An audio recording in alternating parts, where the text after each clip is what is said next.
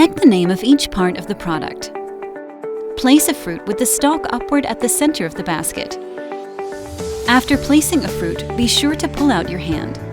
Pull down the lever to start working. The fruit's flesh and seed will be taken out separately. Do not forget, place a fruit with the stalk upward at the center of the basket for pitting. After placing a fruit, be sure to pull out your hand. Please be sure to check the notice. Operate the machine by being mindful of blades. When not in use for a long time, disassemble the machine to store. The machine should be used only by the designated person.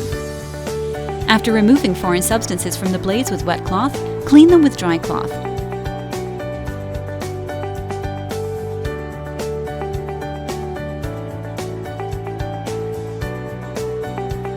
Do not use the machine for purposes other than its designed usage.